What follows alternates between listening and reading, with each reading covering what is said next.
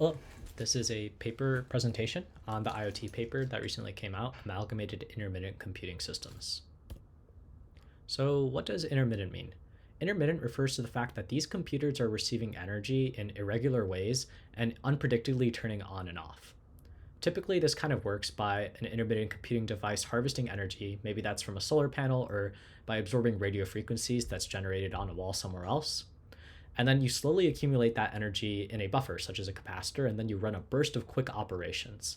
Usually the accumulation of energy takes a little bit or a lot longer than the actual running of the operations.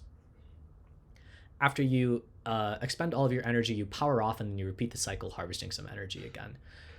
So these intermittent computers, they're a little bit difficult to work with because they're frequently switching on and off. They're basically unreliable. But the reason that we want them is because they don't require batteries. So in the next big IoT, we might want lots of devices, but we don't want to be using a lot of batteries because that wouldn't be great for the environment. So it would be a lot better if we could have our computing devices just gathering their energy from the environment instead. And this is possible with intermittent computing devices. And the paper kind of delves into how to make them more reliable and work together in a group. The goal of this paper is to achieve continuous sensing with intermittent power in realistic situations.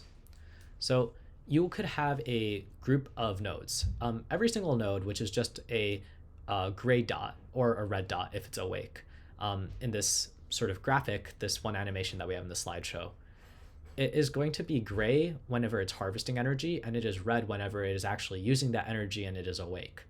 What you can see is that the amount of time that any one node stays gray and then turns red is actually the same for all of these nodes. However, the difference is whether a group of nodes is taking turns turning on and off in a way that at least one of them is on at any given time. You see that behavior on the left side where the amalgamated, or a similar word is cooperating, where those nodes, at least one node is awake for every single event. They're all independently doing the same amount of work compared to the right side, but on the right side, none of the nodes are working together in the bigger picture. All of the nodes are actually asleep for a lot of the events. So the left side is definitely preferable because you're detecting more events. Dive straight into the paper's key takeaways. The Amalgamated Intermittent Computing Systems framework, what this does is it gets a group of nodes to work together in terms of waking up and sensing things together, but it does this with zero communication. And the reason that this is important is because having a communication overhead drains battery, and these IoT devices do not have a lot of energy in the first place. So if we were using the energy stored in the capacitor of these intermittent devices in order to do communication, then that's just a little bit silly. And a few previous papers kind of took this approach of using communication in order to enable collaboration. But this AICS approach instead effectively allows for collaboration with zero communication during runtime. And again, the goal is just to sort of ensure that at least one node is awake at any given moment. The paper dives into the provable fact that a fixed duty cycle is specifically sufficient and optimal in only the situation where the available energy is constant across time and the same across all nodes. And that's not really a realistic situation with IoT. A situation where that might be the case that you can imagine is if you had a radio frequency generator that's equidistant from a circle of IoT devices. That would be a situation where each IoT device has access to the same magnitude of energy at the same rate. But realistically, that's probably not what's going to happen in a real world deployment. You might be using solar panels, and you're probably not that close to a wall to be generating radio frequency waves, and it probably isn't practical for every application to have all of your different nodes be equidistant from the source of energy. So in order to tackle this issue, there are two key algorithms that this paper develops. One is an offline tailored duty selection algorithm called prime-coprime. What this does is it basically tackles the issue of whenever the available energy is constant. So say that we have a fixed source of radio frequency, but our actual nodes are in totally sporadic locations at random angles. This still allows us to get the optimal duty cycle. It'll be different for every node, so it'll be tailored to every node, but it enables us to have full coverage so we don't miss an event. And then to get like even more realistic, we'll have an online tailored duty selection algorithm. There's a typo there. It should say online instead of offline. In this situation, what you're going to want is a decentralized, partially observable Markov decision process.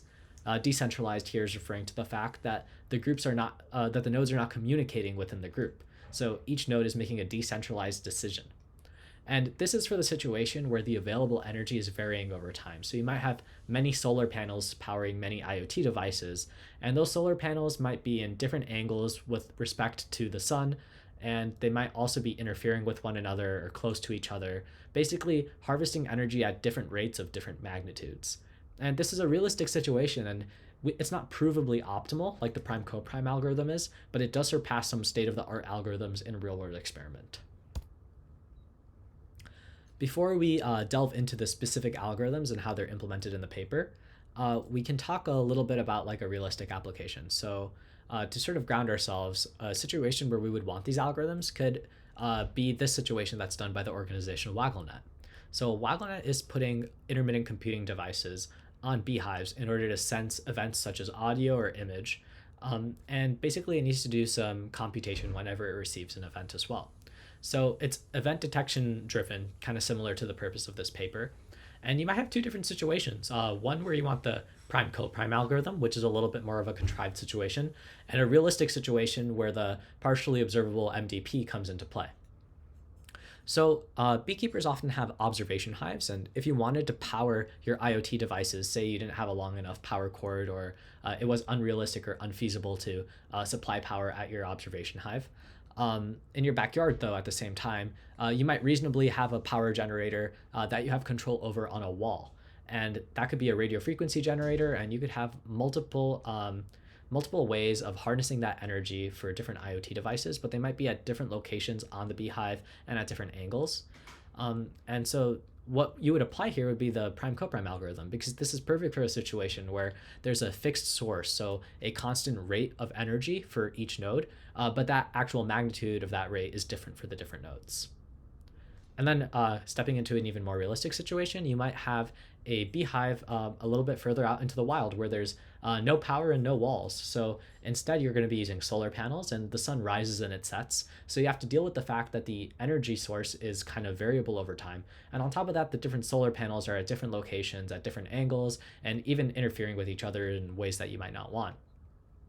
So in that situation, what you're going to want is the partially observable MDP, where each node makes a decentralized decision during runtime and adjusts its duty cycle of when to turn on and when to turn off without any communication, but it would be a very practical situation in which you have a variable amount of energy source over time that's different at each node. And that's the exact kind of situation where this realistic algorithm, the decentralized partially observable Markov decision process, would come into play. So the first algorithm that the paper sort of explains in its approach is the prime coprime algorithm. And the example of a situation where this is useful that's given by the paper is if you have a radio frequency generator at the ceiling of a hallway and different nodes at different distances from that generator. At any given interval of time, these nodes are going to be receiving energy from the source at the same rate because they're a constant distance from the source, and the source is providing energy at a constant rate. However, each node is a different distance from the source compared to each other. And for that reason, they're all going to be harvesting energy at different rates, although all those rates are constant. So the prime coprime algorithm focuses on this scenario where the available energy is just different at each node, and it provides a tailored duty cycle selection, so a different duty cycle for each node, and that is known at compile time, so before that nodes are actually doing the runtime sensing. The way this algorithm is done is through 3 steps. The first stage is to calculate the hyperperiod. So you'll have different tasks that you want to accomplish with your different nodes. And a pretty common thing to do is basically you take your different task lengths and you find the shortest period of time in which all of your different task lengths can repeat. So if one task length was 3, another was 5, and the last was 15, you take the least common multiple, which is 15, and you could fit 5 of the length 3 task, 3 of the length 5 task, and 1 of the length 15 task. Basically just an integer number of each task can fit in the hyperperiod. It's the smallest amount of time when that's possible. The next step in the prime coprime algorithm is to take all prime numbers less than your hyperperiod and greater than a lowest possible duty cycle, which would be determined by just practical things like your compute and your capacitors inside of your device. You take all the prime numbers less than t, so when we're talking about less than 15 and given a lowest possible duty cycle of 3 in this image, we have the prime numbers that are available are 3, 5, 7, 11, and 13. And this algorithm is kind of displayed pictorially where all the arrows are guaranteed awake times. So your duty cycle is sort of just like the cycle which contains you charging up energy and you turning on. So you're guaranteed to be on for at least 1 unit of time in that duty cycle. So each arrow represents that 1 unit of time per duty cycle, and any arrow is basically a guaranteed hit of having a node that's awake. And we see that we have pretty good and repetitive coverage because all these numbers are prime, so they're not multiples of each other. And we have pretty good coverage of almost all of the different time units. However, what I'm noticing is that at time unit 4 and 8, there is 0 coverage. And that's where coprime numbers come in, because 4 is coprime to 3, 5, 7, 11, and 13. And so we can take a coprime number, we can use a sieve and kind of adjust it a little bit. And a sieve is just a technique that they're often actually pretty ancient in order to generate or filter out numbers that aren't prime, or try to sort of study a different kind of number that you're interested in. You can adjust this particular sieve to find all the coprime numbers to the previous list. And now we see with this addition, we have a full coverage of all of the different time intervals. There's always an arrow. So we're basically safe. And we are guaranteed that a node will always be awake with this PCP algorithm that's provable. For the big idea of the PCP algorithm, again, we're just focusing on these scenarios where the available energy is constant, like across time, and is also different at every single node. And the way that this algorithm works realistically is that you're going to get a tailored duty cycle. So each node gets a different duty cycle, and this is going to be known at compile time before like actual running the sensing. On the other hand, let's get actually more realistic, because realistically, your energy source is not going to be constant over time. It's going to vary, and that's often the problem we face with renewable energies. The example that the paper gives is, imagine you had a robot with a radio frequency generator and it's walking down a hallway. The distance between that robot and any particular node is going to vary over time, and all of the distances D1 through D4 are also different and independent. Well, not independent of each other, but they're all different. And so the issue that we have to address here is dynamic available energy. And this gets formulated as a decentralized, partially observable Markov decision process. So it's decentralized because each node is not talking to each other, because the communication overhead would drain their batteries.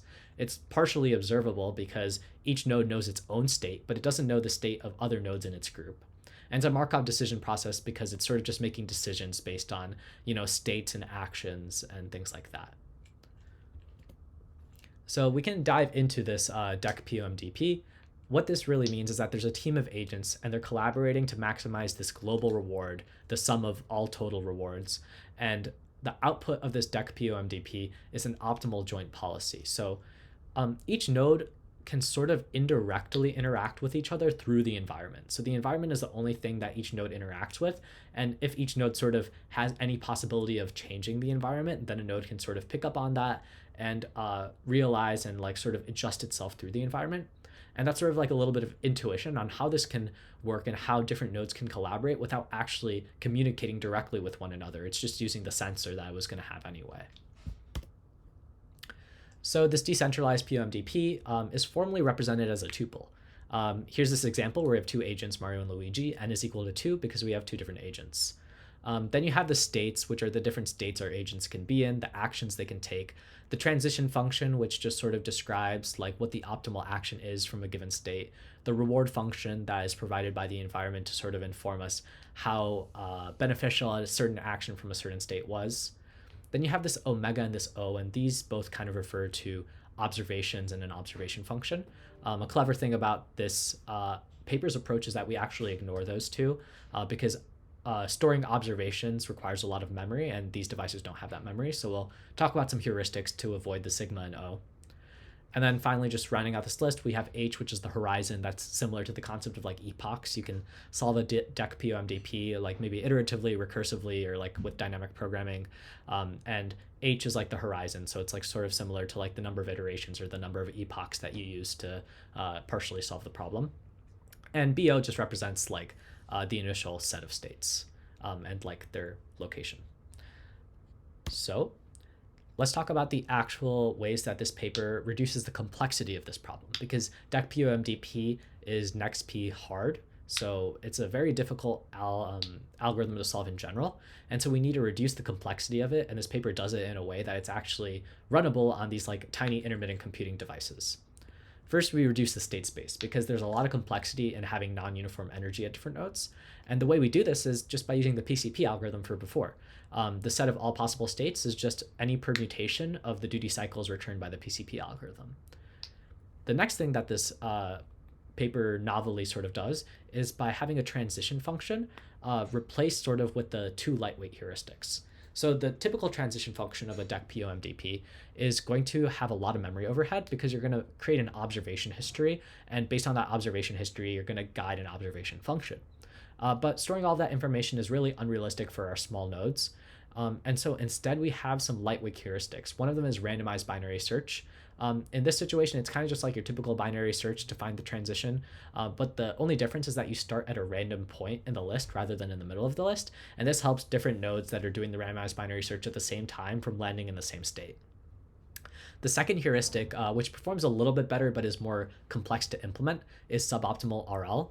So each node has a local Q matrix, which has the actions of sleep or wake, and based on the feedback that you get from the environment, which you just try to exploit whenever available, and it'll vary based on the actual deployment, you're basically going to train this Q matrix so that it can guide you to know when to awake and when to sleep as your transition function. And then the reward of the Dec-POMDP is pretty straightforward in the positive case. That's just given whenever a device captures an event. And the negative case is a little bit more situational, but one example of a negative reward you might utilize would be if a node failed to capture like the beginning of an event. So if you turn a node on and then that node detects an event right when it turns on, you can sort of assume that it failed to capture the beginning of the event. And at that point, you provide a negative reward because it sort of missed the full event. Now we can recap the new algorithms that we developed. So we have this offline solution, which is the prime co-prime algorithm. And again, this is when the available energy is constant over time, but differing at different nodes.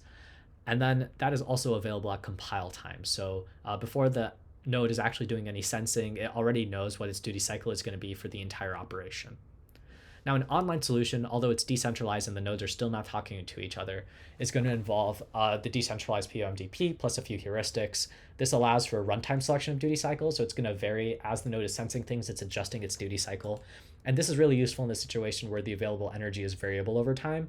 So like you have a sun rising and setting, and different nodes have solar panels with different angles with respect to the sun. So it's also different at each node. Next, we can sort of describe a few baseline algorithms that the paper uses to compare its innovative algorithms with some state-of-the-art stuff. The first baseline algorithm that we use to compare with is an oracle algorithm. This one doesn't actually exist in real life. It's just some imaginary algorithm that has perfect knowledge of every node's energy level without any overhead. So this is just for the sake of comparison, but of course, if this existed in the real world, we would be using it, but it's not there. The next algorithm is a greedy algorithm. This one's pretty simple. Every node just independently accumulates energy, and then whenever it has enough energy to turn on, it just runs its cycle of operations pretty quickly, turns off, and then starts accumulating energy again until it hits that threshold of harvested energy in order to turn on.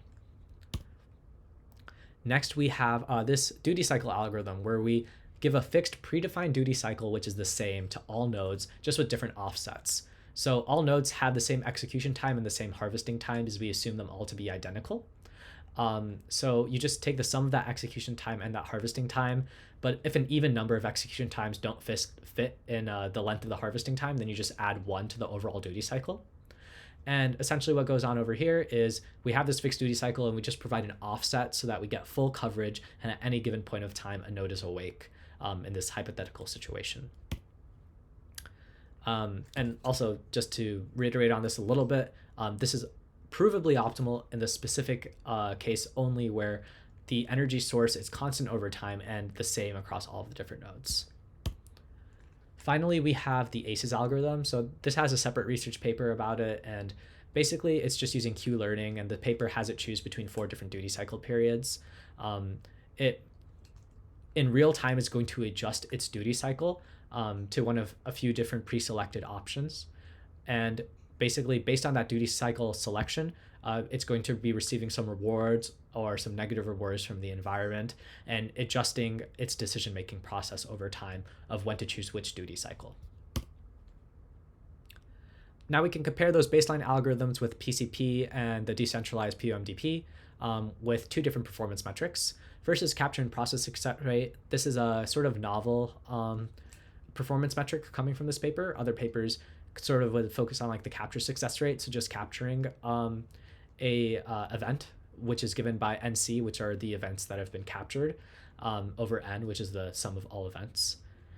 But this paper takes a step further and says let's also consider like actually processing the event, because that makes it a little bit more of a meaningful situation.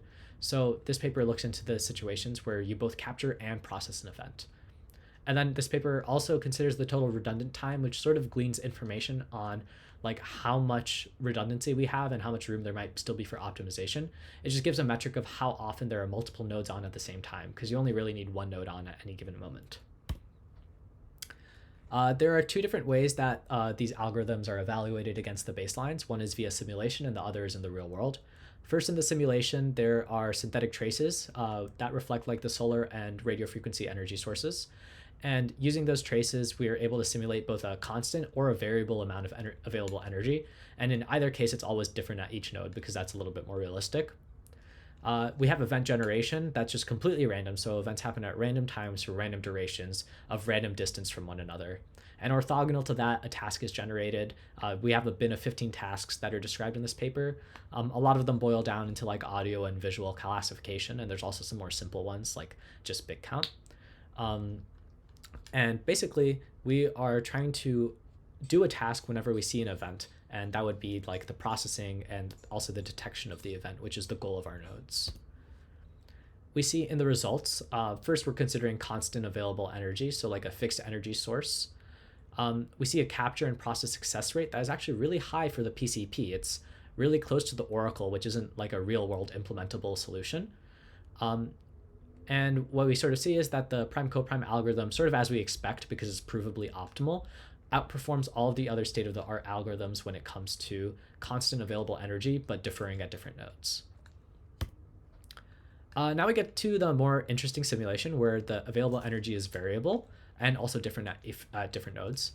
This paper has three different ways of tackling this. So there's the prime coprime algorithm, and then within the decentralized partially observable MDP, we have randomized binary search or suboptimal reinforcement learning as our heuristics to guide the transition function. So based on our choice of those two for the transition, we see different results. So one thing that's sort of suboptimal about this plot that you can't really trust it too much is that it lacks standard deviations. Since it's a simulation, they should have probably been able to provide standard deviations. But still, you sort of see that the randomized binary search is performing, not too much worse than the suboptimal reinforcement learning, which is kind of good news because randomized binary search is a lot easier to implement than SRL. So this is showing that you can get some above state-of-the-art performance, or at least near the new state-of-the-art performance, using a pretty simple technique, which is always good to hear. And finally, we can look at the total redundant time. So the total redundant time is just sort of showing maybe where there's room for further optimization in the future. We see that the PCP has very minimal of this, but the randomized binary search definitely has a lot. So there might be some room for improvement there without necessarily taking the drastic step of going all the way to the suboptimal reinforcement learning approach for heuristic. And yeah, so you can definitely also see that the greedy approach has way more redundant time. So we're definitely making some significant improvements compared to the greedy approach, and also the state-of-the-art RL ACES approach, which also uses reinforcement learning. We're also having less redundancy than over there, but there's still room for improvement. The second way that this is evaluated is in the real world. We use some microcontroller-based nodes, and there's two different ways that energy is harvested, either through solar panels or radio frequency. Something not super the focus of this paper, but I thought was interesting, and the focus of other papers, is that in order to ensure forward progress of code execution and also avoid the corrupted results, you have to make sure that all of the different things you're doing are atomic, so that you're not trying to do a task and then you suddenly die.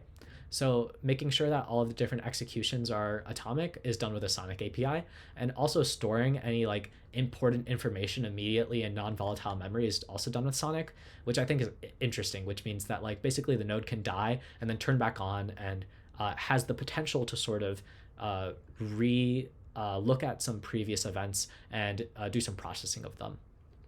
This paper also has a sort of novel approach of implementing, maybe not terribly novel, but it is a nice approach of implementing a double buffer.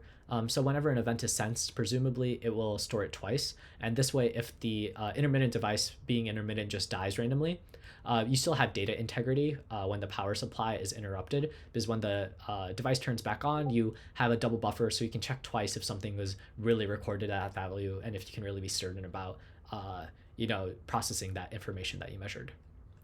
Back to like the actual main focus of this paper, you have 6 different acoustic events that you're basically just trying to sense with your nodes, and each of them lasts between a quarter and 5 seconds.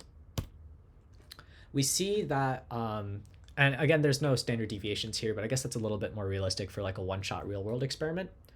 We see that the randomized binary search and suboptimal reinforcement learning are doing really similarly well here. So that is definitely, in my opinion, a vote for taking the easier route and just using RBS. We also see that we are definitely doing better than ACEs or Greedy, which is good to see, but across the board, we're doing a little bit worse than simulation by at least 10%, I believe. So maybe even as much as 20% or more. So there's definitely some question of like, what are we not considering between our simulation and the real world experiment, which is room for future growth. We also see that the total redundant times become a little bit more similar between RBS and SRL again. Again, SRL is slightly optimal, but this, I think, again, is another reason to highly consider using RBS if you were to use one of these approaches, because RBS is a lot simpler to implement. That means that, it will be, easier to implement, but then also to debug and then also to manage. And then if you ever want to like add a feature in the future, that will also be a lot easier. So last up, there's just a few, questions that I personally had. So one question I had that I just already mentioned is how to talk about the performance gap between simulation and real-world experiment. The second question is sort of a little bit about fault tolerance. Like, is there a way of making the system fault tolerant other than just having multiple devices with the same duty cycle? And then another question to ask is sort of heterogeneity. If we have multiple devices, in a realistic, like sort of as this paper was motivating, like we have trillions of IoT devices perhaps, I don't think it's realistic for them all to have the exact same compute capabilities and basically be able to do the same amount of work in the same amount of time and things like that. So I think it's really interesting to sort of explore if this paper can have its ideas extended to situations where the devices are heterogeneous instead. And one last sort of just food for thought is that this paper sort of starts with the assumption that we don't want any communication.